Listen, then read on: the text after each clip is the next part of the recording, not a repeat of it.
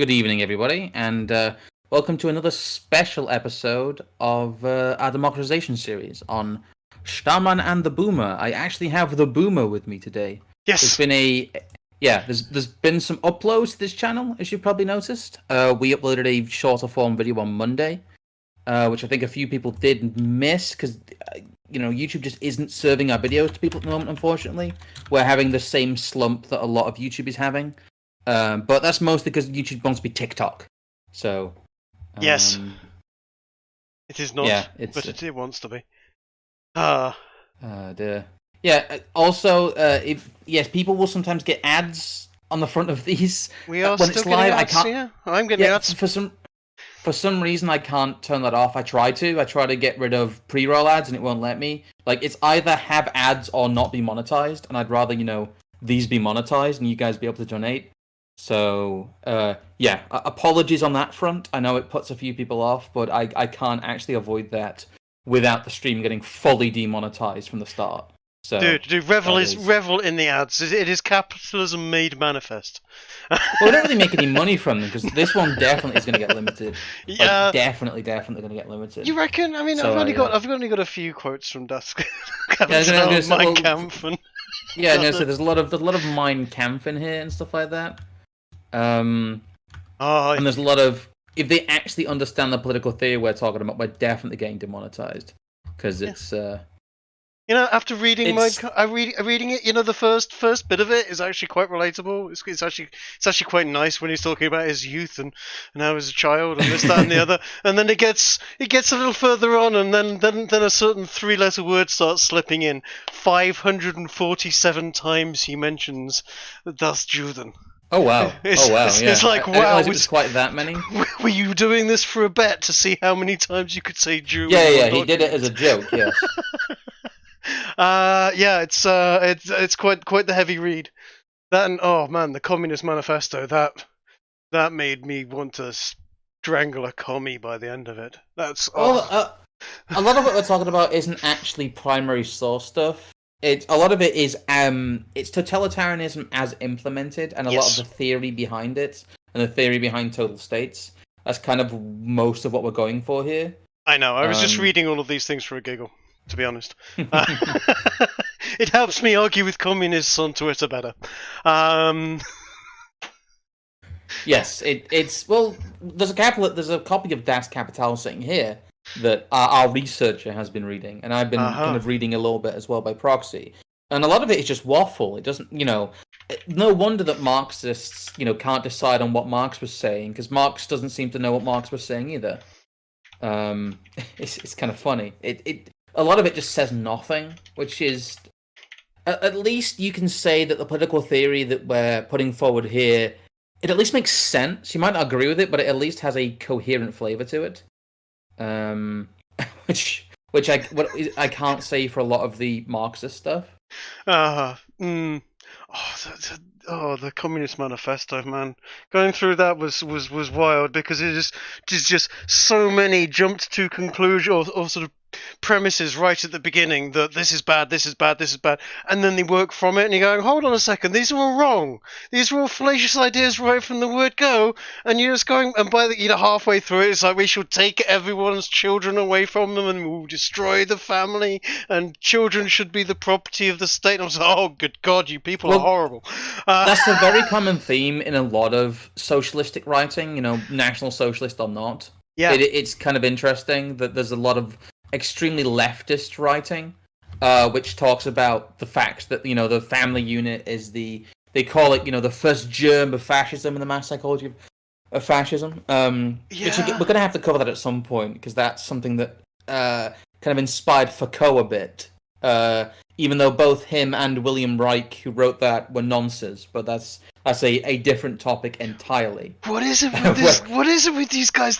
Keynes was not that all fucking nonsense. Yeah, you're gonna say we're just tripping. We're still just tripping over nonsense here.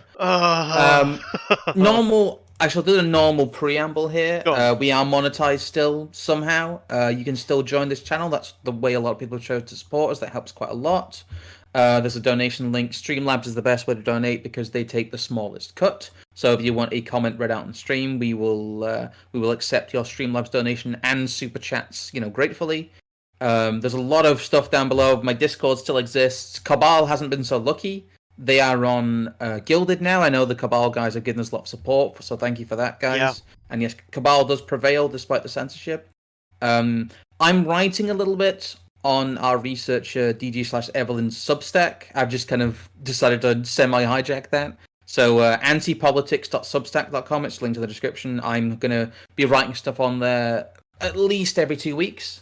I've already got one up there about permissible activism, which I talked about on the Monday upload, and I will have one out either next week or the week after about the founder of the Gay Rise movement, Harry Hay. There's links to Trig's social media down below, both Twitter and Minds. There's a link to my Minds and a link to our researcher DG's Twitter. So the normal shilling being done there before we kind of dive into this, because we have another stonker of a topic here with a lot of theory quotes. So yes, hold on. You're doing something about Harry Hay. Oh man, let's talk about nonsense. There's no end of it. Right. Anyway, yes. We've again. I've been looking forward to talking about this one for a while because we hit on 1920 to 1930, and I said at the time, I went, this is such a fucking mad period of time.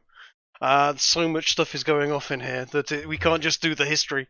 There's so much. No, we have to talk about a lot of the theory of what actually makes up a totalitarian state. It's a really big question, but it's one that's very important. And we're actually going to be missing out a lot of the history, and we're going to assume a lot of knowledge here because you guys are usually pretty well read and pretty well up on the actual events of history. We'll be going through them again next time when we dive back into the time period, but we're going to be focused on more of a UK and US perspective, as we always are. So this is really our chance to talk about the systematizing stuff of Nazi Germany and the Soviet Union and how they compare to the quote-unquote liberal democracies. Yeah. Because there is a lot of material that actually covers this. More than I was thinking. I was thinking we might struggle for this, but it's a rich vein within a lot of the literature we use and very well explored, thankfully, because it's a very, very vital point. I mean, we could bang out a quick timeline because you basically got 1920s. You've got Lenin in power in Soviet Russia. You've got Germany just sort of coming out of the First World War and recovering. But by 23, Lenin has died. Stalin has taken over. November 23, a certain Mr. Adolf Hitler is having a bit of a mad one in a beer hall in Munich, and ends up getting thrown in jail. Starts writing his struggle piece, Mein Kampf, and by the end of it, by 1930s, it's at that point a rapid rise towards power and all manner of nonsense, and Stalin is well and truly entrenched in being an absolutely fucking nightmare. We're jumping around quite a lot in the time period here. We're actually going from about 1920 all the way up until probably about 1935, 1936 in many areas, because we have to explore a lot of the underpinnings and a lot of the comparative stuff and a lot of the similarities really between the Western powers and what are considered now the totalitarian states. To tip our hat a little bit, we've got a little bit of not a cheat sheet, but a bit of a thesis here almost, in that this is what we're going to try and show, because this is what we're trying to demonstrate to you as the stream goes along, and these are the ideas you want to keep in mind. It's the idea that the total state and totalitarianism are essentially the same thing, and not all, liberal democracies, in quotes, are able to stray away from the trappings of what would usually be considered totalitarian. In fact, if you look at the elements of their economies and their societies in a sense that's detached from a lot of the propaganda and terminology, you start to realize that these are extremely similar systems and extremely similar kind of ways of looking at the world. A lot of it is, the difference is in the propaganda and in how we talk about what these systems are. And in terms of democracy, was going to say it's the propaganda. It's also the rate. I mean, we've as by now everyone's sort of probably aware that what democratization is a gradual creep of state power and of pinning down the public by extra taxes and pinning down slowly the economy via Keynesianism and other methodologies. And over a stretch of period of time, it just becomes more state, more state, more state. And so Yes. it really is just a matter of how fast the foot is on the accelerator. But I think we're really jumping towards the end at this point.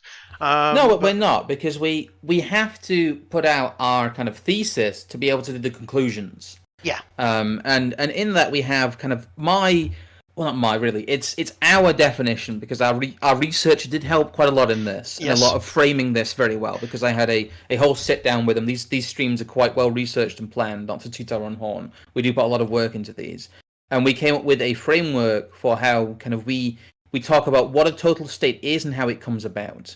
And all of these, the Soviet Union, the Third Reich, and the Western powers, the US under FDR, and the UK in the interwar period, they all fit a lot of the characteristics of the total state. Yeah. We've got a little slide here, which I think we'll use the populated one first there, Trig, just to give you a bit of a cue there. Are we going? Because we're gonna, yeah. But we're probably gonna maybe not even use the blank one. I don't think we have a source here for this little bit. Fair enough. I don't know if there's anything you want to get up, but No, let's go ahead with that. Yes, so we see the total state, which is limited states tend towards total states, which yes, we were discussing, and that is just a creep. Yeah, that's quite an important point, because what we're using there is actually deterministic logic in a sense. We're falling foul to some of the worldview of the total states. But I will say that, and I will say it in a deterministic sense, because the worldview of the total state is deterministic. As we talked about with the Hegelianism stuff and the utilitarianism stuff, because of how these people think, at the ideological framework of how they think, it is a movement ever upwards in their minds. But the movement upwards is really just a movement towards a total state. If you follow this series, in its entirety, you'll understand what I mean by that. But I don't think, it's wrong to indulge in a little bit of our own deterministic thinking when we talk about the fact that limited states tend towards total states. Well, yeah, I mean, I have yet to. Well, actually, I'm about to say I've yet to see anybody in government reduce the amount of regulations on the books. It's always more laws. What can they add to the law books during their tenure? Actually, Donald Trump was actually different from that, but everyone hated. Well, some people hated him for it. The establishment and the elites hated him for it. Yes. Yeah, but every single government that comes into power adds more laws and adds more statutes to the books. They add their name onto the stone of history. But at no point do they actually go, you know what, all of this lot's rubbish. I was talking about it the other day with what they're trying to do in England to how can we protect speech in universities? At no point did they go, let's go back and all of these hate speech laws that are causing the problem, let's remove those. No, they're going to add more laws onto it. So it's every time you get more laws, you get an increase in state, you get an increase in government, you get an increase in the need for taxes, an increase in the enforcement, yes, and enforcement, and so on and so forth, and the state gets bigger. And so it's a gradual creep, whether it's a full-on hell march straight in, or whether it's a slow creep, is just a matter of who you have in power at the time. Well, to talk around a bit of how I researched this, there was a few from Leviathan and its enemies I included here, which have actually moved to next week. Those won't be used because they're much more applicable to the managerial slow creep side of it. Yes. And they work much better when framed in the actions of FDR, which we'll be covering very, very slightly here, but we'll mostly be covering the USSR and the Third Reich. But the main way that all of these retain and gain power is through some level of saying that they represent the people. It's the will of the people, it's consent of the governed, and it's the use of democracy. All of these powers, in their infancy, to gain and become a total state, heavily, heavily used democratic language and, even in the case of the USSR and the Third Reich, democratic systems. You don't get the modern totalitarianism without a period of flux, chaos, and mass democracy beforehand. Or at least, their version of it. That is a through line here, and one I think a lot of people may not be familiar with, but once you realize the rhetoric they use and the systems they used before they became what we think of as, the mass totalitarian states under Stalin and Hitler, they had the real trappings and saw themselves as the true embodiment of democracy and, the will of the people that they govern. Oh yes, very much so. Was Hitler that called himself an arch Democrat, wasn't it, at one point?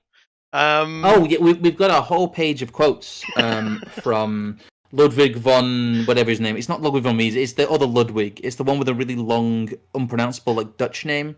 But from Liberty and Equality, the Challenge of Our Time, Yes. There's basically just a whole page that they just pick out of Hitler and his inner circle talking about how they are arch Democrats and their use of democracy. But yes, that is very common. Again, we will get to that in detail.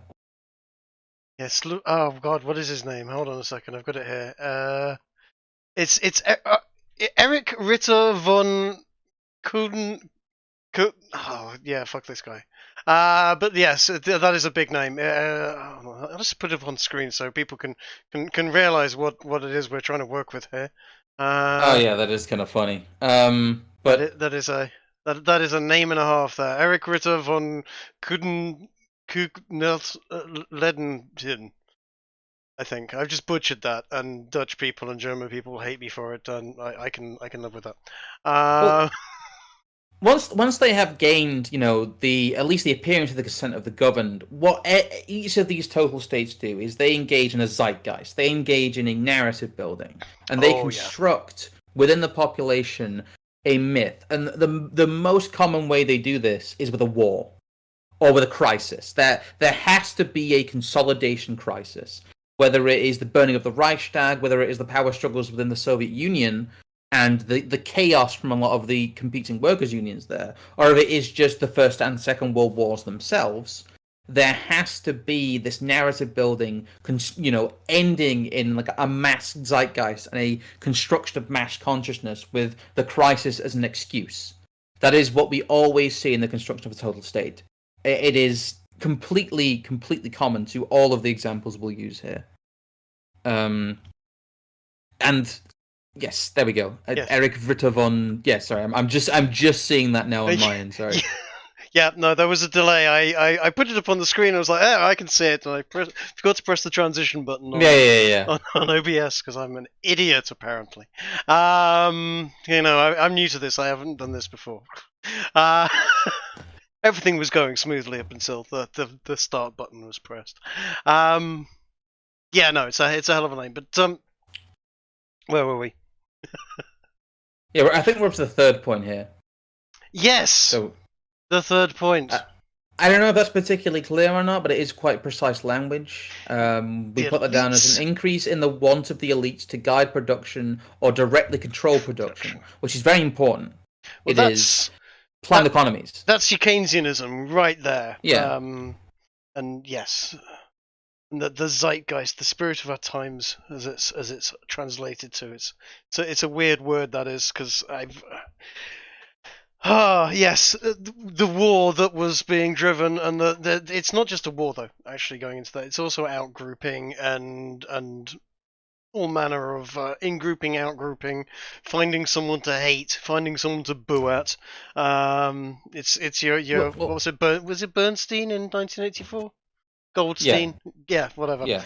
But yes, it's driving a common feeling throughout your general populace. But yes, it is. You have to have that kind of mass transcendence almost. A lot of people describe it, especially when people are dealing with, the speeches of Hitler. They talk about these events with literally nearly 1 million people there, which is insane in the time period. To have nearly 1 million people in one place, it must have been just the craziest experience. And people just, they felt this, whether or not they believed in it, they felt it. And again, that is something very, very common to all of this. They have to construct this national consciousness, this collective consciousness, And yes, if they are to justify their increases in power. Horace in chat actually mentions, yeah, absolutely, the Capitol Hill insurrection on the January the 6th, very much an attempt at that. The people going, oh, January the 6th was 1,000 times worse than 9/11. I'm sat there going, you what? Yeah, it's like the 7 mega Hitlers territory. They have to increase in pitch and volume, because there is, to increase the justification for power, they have to increase, the stakes. There's I think we used the quote last time. No, we didn't actually. There's a quote that I've got somewhere in here about, the fact that oh shit, I'm completely messing it up. It's from the video we did on Monday, about the coronavirus war economy stuff. Oh, in that, right, war yes. economies don't suspend politics; they just make the stakes higher, which is a wonderfully mask-off statement. Yes. But it's the same with all crises. Crises don't suspend the political process; they just up the stakes of the political process, and they do that very deliberately. Oh yeah, I can't remember who said it. Was never let a good crisis go to waste. Is a very common term with politics. Is the moment something even minor, relatively minor, comes up, is it will be profited on it to the maximum effect that it can do. Well, to talk through this process quickly before we move on, because there's a lot to cover here. Go on. Basically, what it is, the process is monopoly on violence and justice, if you want to use actual libertarian terminology there. Yep. You institute an illusion of popular will. You use this popular will to engage in a false crisis or a conflict, which is used to create a national consciousness, or the illusion of a national consciousness, which is then used to justify something like a war economy. And this cycle kind of just repeats itself. The war economy then, causes more people to want the franchise, or the crisis, use the crisis as justification to, extend the democracy, which really just extends the power base, and you use that to intensify the zeitgeist, and it becomes a cycle. But that is the process by which, states perpetuate and become total states. And our entire process here is trying to demonstrate how that happens not only in Hitler's Germany and Stalin's Russia, but in, next time we'll talk about in FDR's America. And the process can be detached from the language of totalitarianism and purely expressed in just the language of state function. Yes. Yes, without a doubt, it's just the increasement. It's taking the opportunity and maximalizing it to increase the reach and power of the state. Yes. To engulf the economy, to enslave the populace via taxation. I was arguing with someone about this earlier today, actually. I was like, oh no, taxation isn't theft. I was like, well, it's not. It's actually slavery. It's at least partial slavery. And at least in slavery, when your owner takes all of the benefits of your labor, you get room and board provided to you. The state doesn't even do that. The state makes you pay for that out of the rest of what it's left you. It's almost worse in some respects. Well, let's start fleshing this out then, because I do actually have an entire thing on the determinism of the limited state. You do? Because that might be one of our more controversial points here. You even have a slide for it, which is now up on the screen. Ah, yes. Wonderful slides. I knock these up in an old version of Macromedia Fireworks, not even like Adobe Fireworks. It's pre them being bought by Adobe, that I stole from my school computers. Because they had a version you could just copy and paste, and I have kept that. It's one of the only things I've retained through all my hard drive losses. Is this ripped off version of Macromedia Fireworks 8? You'll work with these slides. I'm just trying to work out why this has gone down. Give me a second. I'm not going to stop streaming. It is. Trig, can you hear me? I can hear you. Trig. Can you hear me? Can you hear me? Yeah, I can hear you. I can hear you. Yeah, the same connection excellent now. I think there was just a hiccup there. I could hear you the whole time, by the way. Oh, okay. Okay, because it went very, very dead for me at this end, and suddenly, yeah. So apologies for that. There was a slight hiccup, I think, on the back end of YouTube there. That seems like a YouTube ingester problem. We apologize for the momentary lapse. I think it was because I was being nice to you as well. That I shouldn't do that. Yeah. It's again, that was YouTube's end. Your connection did not drop. The Discord Right. connection didn't drop. So we'll stop addressing that, and we'll start talking about the fact that we have the determinism of limited state here. And we have quite a few sources to read. It's the state. They're trying to shut us down. The state did it, guys. The state did it to us. They can't stop the signal. Right, yes, the termination of the limited state. We have a few quotes that you've we've got queued up. The point is that once a state has, control over things like tax policy and income tax and justice, and again, we use the term monopoly of violence quite a lot, but that is true. It ends up with unlimited unlimited scope to grow. Oh yes. But there are a couple of quotes here. The first of which is from Roth. Sorry, not from Roth, but he talks about Roth, but it's from Hopper's The Great Fiction on page 378. And if you're reading along with our links, that's page 394 in the free PDF, so graciously provided by the Mises Institute.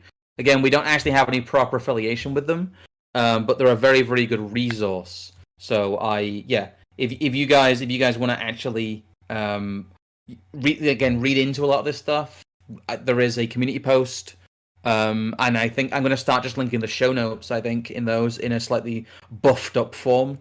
You know what? But I'll post the link in chat. We do have as well. full sourcing here. There you go. There you go, guys. That's the link, and yeah, it's 394 on the PDF. Yes. Yeah. Hopper says, in particular, Rothbard scorned the idea of limited protective states as a self-contradictory and incompatible with the promotion of social unity. Limited government always has the inherent tendency to become unlimited, totalitarian government. Given the principle of government, judicial monopoly, and the power to tax, any notion of restraining government power and safeguarding individual life and property is illusionary.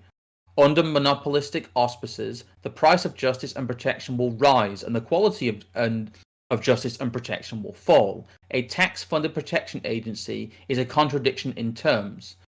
An expropriating property protector, and will lead us to more taxes and less protection. Yeah. What he's talking about here is the fact that, it's the whole banana analogy of, big monkey take all your banana off you and promise to give you, some of them back later. He's essentially saying that's what the government's doing.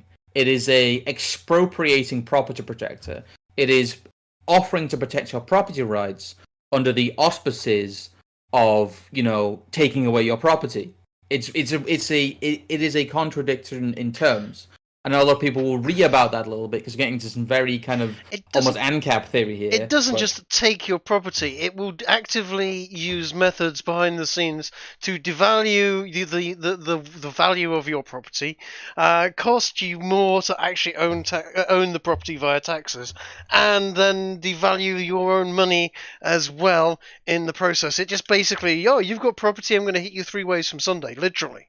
That you can still progress and gain wealth in that system, but it is much more difficult. In fact, I don't know if you noticed that. I linked there was a video by a guy called Dominic Frisby the other day, and it was only a little 6-minute video, and I put it up on Twitter because he discusses this very, very effectively. It's like 6 minutes. He just goes on a very quick little rant about this type of stuff, how anybody that's trying to work their way through the system under the current system is just being attacked left, right and centre via taxation, via income tax, via property taxes, etc. And the only people that actually gain anything are the people that already hold property and wealth.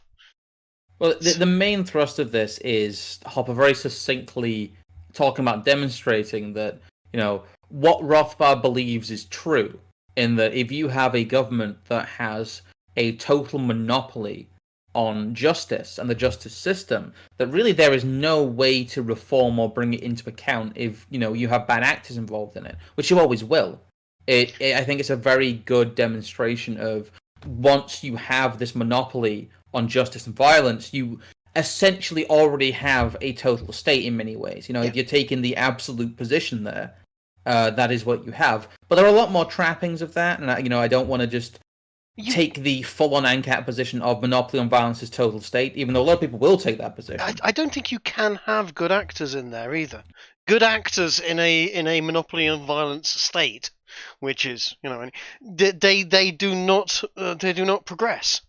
Because there are so many bad actors that want to play the system to gain more power, that any good actors are driven out of the system very, very rapidly. Yes, It's as simple as that is part of the problem. The second quote we have here, I think, is from a theory of socialism and capitalism, and it is it's page 174 in the PDF. Yes. The socio-psychological foundations of socialism, or the theory of the state. That's a hell of a title. It's chapter 8, and it's the bottom of the first page of chapter 8. Hopper says, if neither an economic nor moral case for socialism can be made, then socialism is reduced to an affair of merely social-psychological significance. What, then, are the social-psychological foundations on which socialism rests? Or, since socialism has been defined as an institutionalized policy of redistribution of property titles away from the owners and contractors, how is an institution that implements a more or less total expropriation of natural owners possible? If an institution exists that is allowed to appropriate property titles other than through original appropriation or contact, it must assumedly damage some people who consider themselves to be natural owners of things. Again, it's a bit more of a technical quote there, but what he's saying is that redistribution is redistribution. Yeah. And that once you get out of the kind of the moral case for socialism, it becomes kind of a psychological significant case, in that it really just becomes the psychology of reappropriation. It becomes the psychology of redistribution. And that's really what we see in all forms of socialism, either, Marxist, full-on communist socialism, by the National Socialism, or, what has become democratic socialism as an institution in the West. Yeah. In that, as soon as you end up with an expropriating entity that is using really just a psychological trick to convince people that, they should be in charge, you have a form of socialism. Expropriation, redistribution, socialism is socialism. It's really quite basic stuff, but again, it's quite good to put the foundation in there. It's the guise of redistribution as well. It's what we're doing is redistributing wealth from the wealthy down to the poor, but it actually isn't, because the very wealthy manage to get out of it via whatever loopholes that they can. And to be honest, fair play to them on much of it. But your political class is using it to drive your upper middle class down to the lower middle class down to the working class, and it's keeping the working class at the working class level. It isn't redistribution. It is actually equality. It's equality by just stamping absolutely anyone that sticks their head up further and further down. And it really shows its head in horrendous things like sort of certainly the super tax as it used to be, Yes. and also death duties. Good God, I could rant forever on literally going, your parents have died, give me 40% of their estate. And it's like, what? And it is destroyed. So that destroyed so many stately homes and wealthy families in so many countries where it's active. It's untrue. It is an absolutely hateful thing, and it's important to set up some of the psychology of socialism, because we're going to have quite a good quote at the end from Liberty or Equality, really just about that, and about the ugly power behind the psychology of redistribution. I think it's quite important to set that up there. The problem you get with that is that everybody always wants to try and enrich themselves. And again, I will go back to a quote, or go back to an idea that we always talk about in this, is once you get a populace that thinks it can vote to enrich itself, you end up with a self-sustaining cycle in which, elites will use that impulse to instead empower themselves, because they are ultimately the ones who hold the power. It's a pretty easy process to imagine, again, if you've been following along, but it's very, very vital that people confuse things like public property with personal and private property. They don't understand the difference between public ownership and who actually controls things, which is again something we've talked about in multiple episodes, but it's a very important distinction to make, because the expropriation of property for the people is really expropriation property for the people who manage the state. They are the ones who exercise the control. And the communists go into this one in great detail, and the blurring of the lines between private property and personal property and so on, and oh well, no, you'll still keep your car, and no, you'll still keep your house. It doesn't mean that. And then you look at loads of Soviet states and other communist states, and you go, oh really? Then why do all these people suddenly end up with 5 families living in their house? Oh well, because they had a big house. Because they had 2 cars, it very rapidly just disempowers anyone that has anything, drives everyone to the bottom, and destroys your will and the will to live and to prosper. You become a slave to the state. Well, the second point I want to talk about is the rhetoric of total states.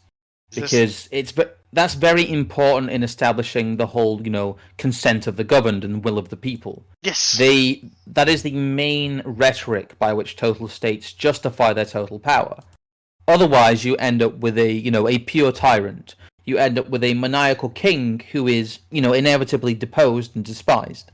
But the language of a non-monarchical, kind of totalitarian state, someone who wields total power without claiming to be king, the main trapping of it really is the use of the consent of the governed and the will of the people. It really just can break down as well if they're persuasive enough to utilize the tyranny of the majority. Yes. I was on the right page. Sorry, I cracked open a beer. Looked at the wrong bit on the page, and 57 on the PDF, isn't it? The theory of socialism and capitalism again. But It's page 180 in the PDF. 180? I was right. There's a quote here from David Hume, actually, who is again he's quite a known figure. He's quite some of his work's pretty good. Some of his work's a bit. I don't know. He's an early 18th century to mid 18th century philosopher. A lot of you will know who David Hume is. He's a good a Scottish Enlightenment figure. But he is one of the early classical. He exposed a lot of the stuff with the first principles of government. There's a full quote here which I will just read because it's very good. Nothing appears more surprising to those who consider human affairs with a philosophical eye than the easiness with which the many are governed by the few, and the implicit submission, and which men resign their own sentiments and passions to those of their rulers. When we inquire by what means this wonder is effected, we shall find that as force is always on the side of the governed, the governors have nothing to support them but opinion. It is therefore on opinion only that government is founded, and this maxim extends to the most despotic and the most military governments, as well as the most free and most popular. The Sultan of Egypt, the Emperor of Rome, might drive his harmless subjects like brute beasts against their sentiments and inclination, but he must at least have led his Mamelukes or Praetorian bands like men by their option. What he's saying here is that the minority will always be defeated by the majority. That if you have a numbers advantage, if you have a resources advantage, that if you have many, many more men than your opponents, you're going to win. Yes. That is it is a maxim. Taking out force multipliers and a lot of the modern affectations. Eventually, you can't physically govern a population that does not want you there. We saw that very, very succinctly demonstrated in places like Afghanistan.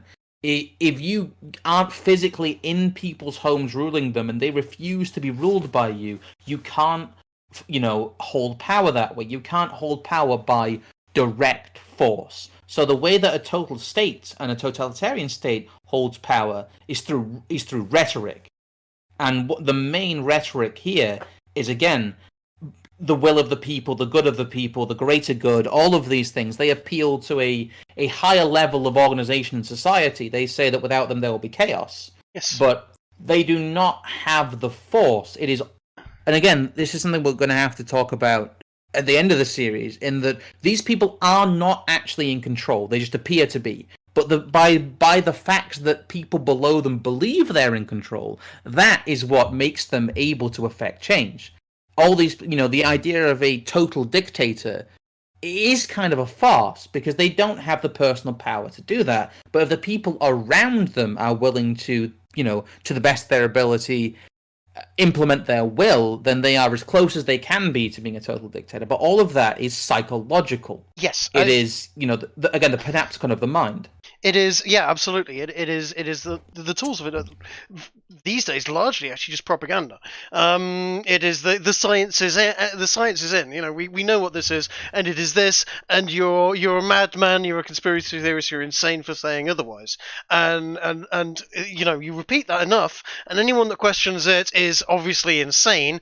And suddenly you've got, taking current events into account, anyone that questioned whether or not the COVID came from a Wuhan lab last year was laughed at, called a madman, and yet right now, right at the present moment, everyone's doing backflips and going, oh, well, actually it might have been that, and maybe Fauci should be looked at and fired maybe, but I don't know about you, but I certainly had an awful lot of people being rather condescending to me just for even suggesting that it might have been a lab leak rather than. Yes, I had the same thing. Yeah, but this is the same methodology. Thing. This is that mechanism in action. It is. There's no science behind it. It is an opinion. They say this, but they say it loud. They have control of the media. They have control of the police. They have control of the people with sticks and guns. And if you say anything else, then you're screwed. Even though you might have all the science on the right behind you, you might have all the facts. If you say something wrong, and these guys are in power, because they have more people in power, they have the money to throw around to make sure they stay in power. They stay in power, and you get yourself into trouble if you're not careful. Well, it is ultimately the truth that if the people in power lose the sentiment of the majority of people, they cannot remain in power.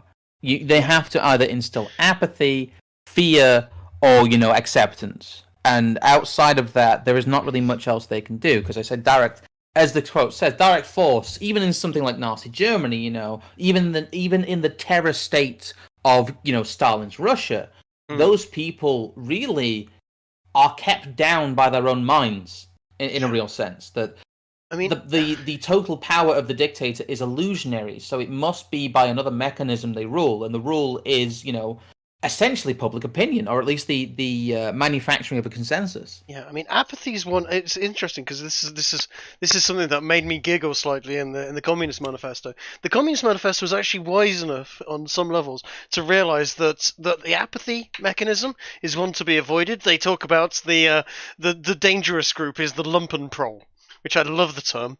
The Lumpenproll being the out of work, and apathetic, are actually very, very dangerous because they can switch on you. Like, click of the fingers, suddenly, you've lost them, and they can be dangerous because they've got nothing to lose, nothing to, everything to gain, and can turn on you at the drop of the hat, and it should be avoided. You actually don't want you don't want many Lumpenprolls, which is, I love that term. Yes, it's a good term. Lumpen being, essentially, it's sort of old Lumpen, English yes. for a lazy fat layabout that can't be bothered to get off his arse and work. Slovenly, yes. Slovenly. The Lumpenproll is I don't know. I love it. I saw the opportunity. I just saw the opportunity to use the phrase. But yeah. There's actually, you were right about the whole, about page 57, sorry. There's also that quote there as well, because this relates again to the rhetoric of the total state.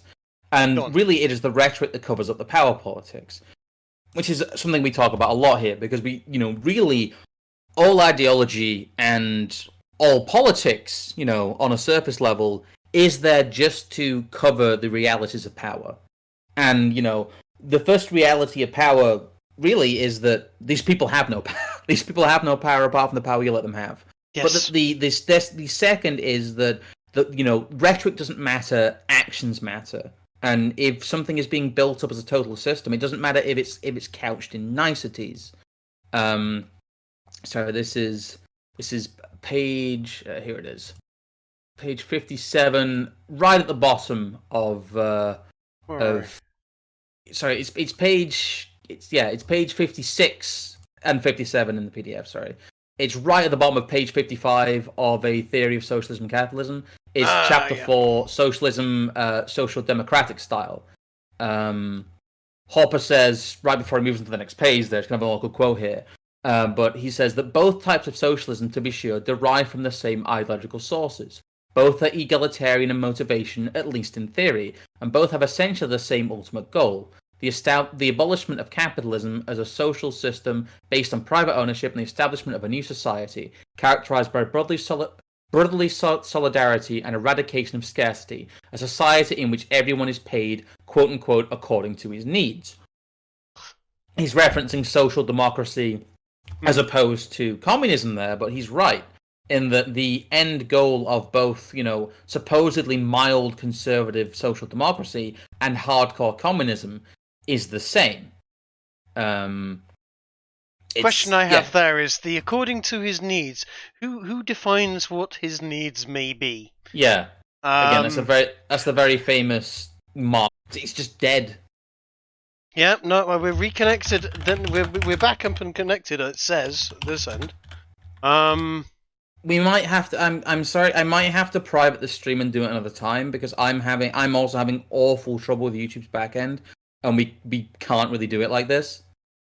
Yeah. I'm sorry guys with that, but it seems that the stream, it's not actually the stream that's dying. Both our internets are fine. It seems to be our DNS to Google and our DNS to YouTube and maybe Google Cloud, because we're both having problems with Discord and both having problems with YouTube outside of the internet itself. So I might have to do what we did that time we had the power outages, and maybe private this one as a secret stream if you guys want to watch that, and do it another time, because I cannot get I know you're the one pushing out the stream here, Trig, but I'm having gaps in my back end here. I can't get certain analytics to load. I'm just having a really awful time with the back end of YouTube here. In that case, do you want to record? What we should probably do in that case is record this. Over the weekend, probably tomorrow. maybe? Yes, Yeah, we can maybe premiere it on Saturday or something like that. I think that might have to be the option. I mean, we gaps in our back end. Yes.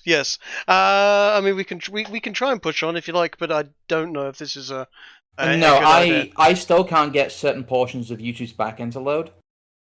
And I'm not confident on being able to even end the stream when we need to. Damn, and you're usually good at the back end. Oh.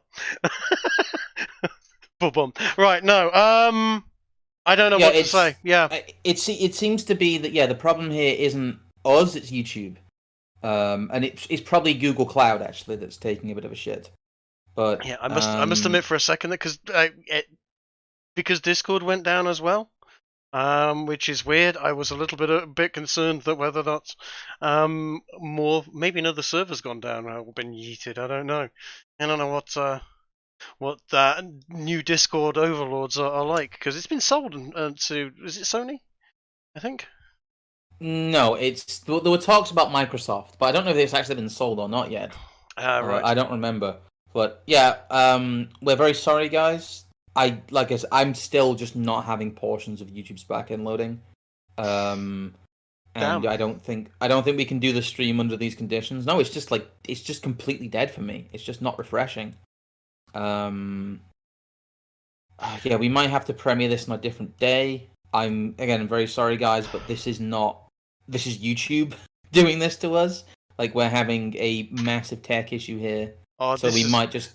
I am sad. I was getting myself worked up to Same. Do a bit of, so was I here. But I'd got some good quotes to rant out in good ranty fashion from particularly ranty Mustache Man. Like I said, we'll probably better actually recording and premiering this if YouTube's tech's going to be this bad, because I've been having trouble with YouTube all week actually. Yeah. And I don't know if it's DNS. It's definitely not my internet, because I have very good internet here. And other people have said that it's cutting out a lot for them, and they're having to refresh a lot. And we've not had a loss of connection. from our end, I've not had an actual loss of internet connection here. I've actually been checking that on my phone constantly. So Yeah, we have actually been let down by YouTube streaming tech here, which I am. is not, it's again not within our control, guys. But I like having these at a regular time. I like having these in a regular place. I like doing these, at a regular clip. But Yeah. I don't see any other option if it's going to keep doing this. Because has your stream dropped at all, Trick? Because I'm getting no data and no people aren't saying F. I could just keep getting a no data warnings. No, I'm seeing it now. It looks all fine from this end, from my end. And in fact, hold on, have I got the back end of the channel? Let's have a look if I can see stuff from here, because mind you, I'm not particularly good at looking at the back end analytics, etc. No, I still, it's, yeah. As People saying we're still live in chat. Yeah, good. Yeah, we are still live. No, that's not good. No, well, Yeah, that means basically I'm getting a whole bunch of like false stuff from YouTube, so I can't even tell if we are up or not. Yeah, you have to inspect the back end. Now Westerners, it gives Westerners with their crap internet. Again, it's not our internet, guys. It seems to be Google who's doing this to us. But I don't think we can. I don't think we can actually. Yeah, I don't think we can stream with the dropouts continuing. I think it's going to be a case of a recording possibly tomorrow and then a premiere. Yeah. Which I think we can probably do. Again, it's not ideal, but it's just what's going to. Oh, it's yeah. I keep having horrendous stuff on with YouTube here. It's just not loading for me. So yeah, we have anger the YouTube overlords, but okay.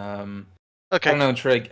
Thank you for turning up, guys. I'm sorry about this. I got it. We're gonna have to take a look at that back end and give it a damn good slap. Yeah, we're gonna have to give that back end a damn good spanking because it's again we do put a lot of work into researching these, and it's annoying to be let down by something that's completely outside of our control. So I'm probably just gonna say, like I said, maybe end this stream and private the video.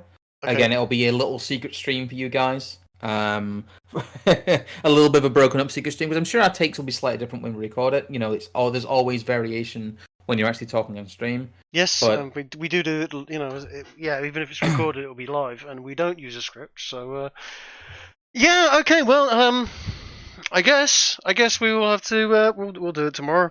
We'll record. We'll have to do it tomorrow. Yeah, like I said, I'm still just sat with stuff like just not loading here in different tabs.